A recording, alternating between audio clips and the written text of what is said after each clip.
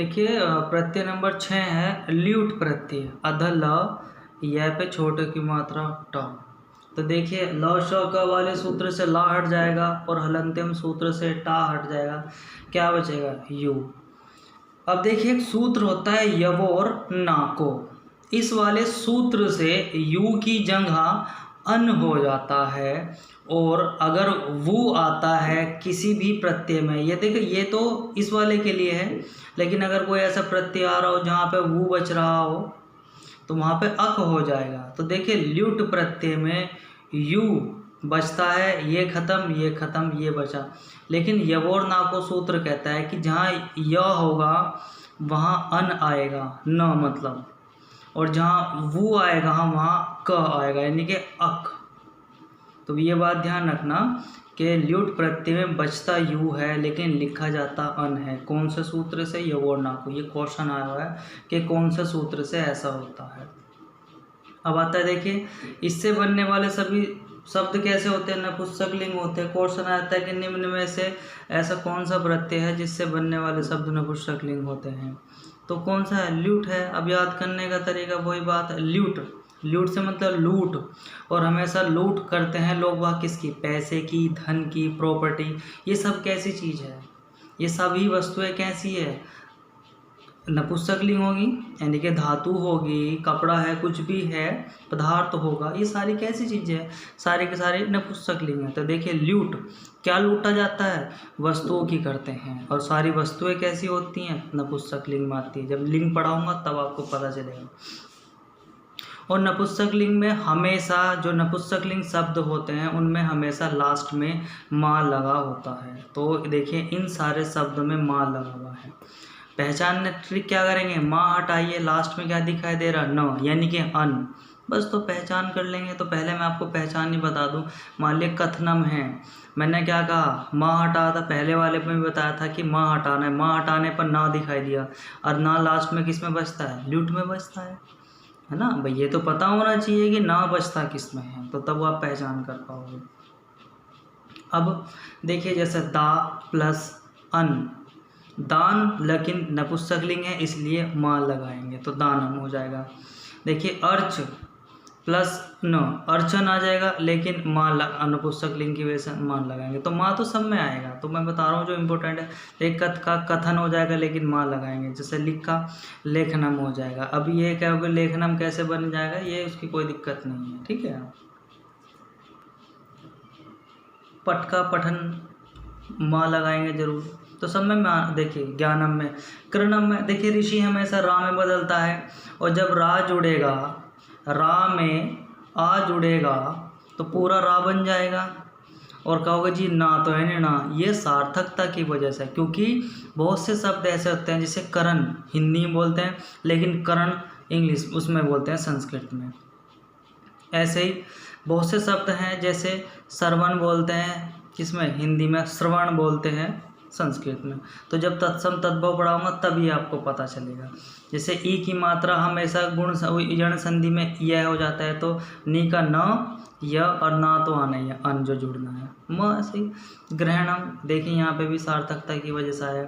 गम नम, देखिए जब माँ में अन जुड़ेगा तो माँ तो पूरा हो जाएगा, ना बचा हुआ है, और एम तो लगना ही है। तो सब में ऐसे ही है।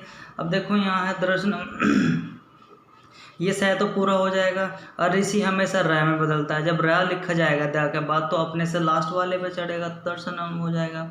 हन है पूरा बन जाएगा, अन जुड़ेगा तो ना पूरा हो गया, ये रहा ना, फिर आना ही है, माँ तो लगना ही है। ऐसे ही अपी का ये अधि है आपका, तो अध्ययनम बन जाएगा, यण संधि लेगी। क्यों, ई की मात्रा जिस पे होती है, मैंने पढ़ा था, जब भी ई की मात्रा होती है जिस पे होती है वो आधा हो जाता है, ई की मात्रा की जगह य आ जाता है। और ई इसकी जगह भी आपको ई की जगह यह लिखना पड़ेगा फिर, और अन जुड़ेगा तो ये पूरा हो जाएगा अन। जैसे सु का देखिए श्रवण हो गया, स्मरण का स्मरण हो गया, ऋषि रा में बदलेगा और ना की जगह णा आ जाएगा। ऐसे ही देखिए हाँ पे रा लगा हुआ है, ऋषि लगा हुआ है, मतलब ऋषि रा में बदल जाएगा। जब आ बनेगा तो पूरा आ जुड़ेगा तो पूरा रा बन जाएगा, और णम आपका आ जाएगा।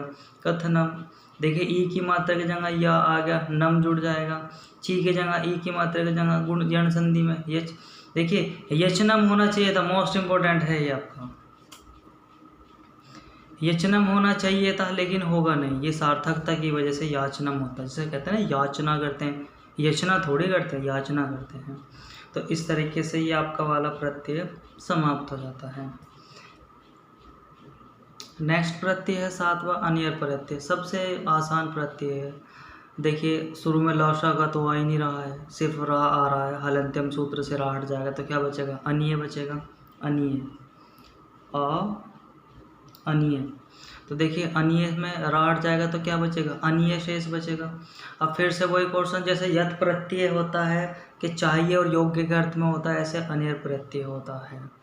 अब अनियर प्रत्यय का प्रयोग होता है, मोस्ट इम्पोर्टेंट वो पूछ लेता है कि अनियर प्रत्यय का प्रयोग कहाँ होता है, तो कर्मवाच्य, भाववाच्य और कर्मवाच्य 3 प्रकार के वाच्य होते हैं। तो कर्मवाच्य, भाववाच्य और कृतवाच्य, ये 3 प्रकार के सब वे होते हैं वाक्य, लेकिन अनियर प्रत्यय का प्रयोग कर्मवाच्य और भाववाच्य में प्रयोग होता है। और मोस्ट इम्पोर्टेंट है, ये भी तीनों लिंगों में होता है।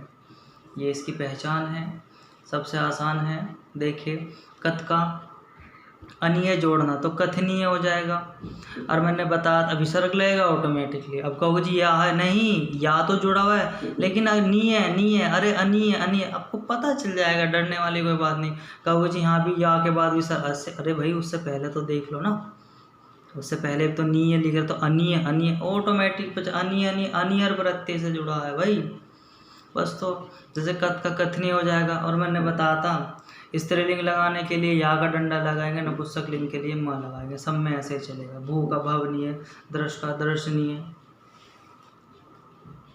पट का पठनीय, है ना, पा का पानीय, करणीय, गमनीय, हरणीय। तो देखिए सारे के सारे सेम यही हैं इस तरीके से, तो इसमें कोई घबराने वाली बात नहीं है। स्त्रीलिंग में आ का डंडा लगेगा सब में, और उसमें नपुंसक लिंग में आपका मां लग जाएगा। तो अनिय प्रत्यय सबसे आसान प्रत्यय होता है। और जैसे आपको मान लिया घरणीय दे दिया घरणीय दे दिया, अणीय अणीय, अरे अणीय ना आया है सिर्फ इसलिए कि संस्कृत में ज़्यादातर ना की जगह अणा लिखा जाता है और कुछ नहीं। तो कभी सोचो कि अणीय प्रत्यय, अणीय कोई प्रत्यय नहीं होता, अनीय प्रत्यय होता है। तो कभी सोच लो कि पहले वाले ऑप्शन में लिखा था जी अणीय प्रत्यय, अणीय नहीं होगा। चाहे यहाँ पे आपको ना दिखाई दे रहा हो लेकिन हमेशा से ना ही मानना है, तो क्या हो जाएगा, अनीय प्रत्यय। ठीक है, यहाँ पे डिपेंड नहीं करता है, अरे भाई इससे पहले आपको देखना पड़ेगा, पता चल जाएगा। अरे भाई एक बार बताओ, अगर मान लिया शब्द में कहने लगूँ इसमें कौन सा प्रत्यय हो तो आप कहोगे इसमें तो यथ प्रत्यय हो जाएगा, या के बाद विसर्ग लगा, ऐसा कुछ नहीं है।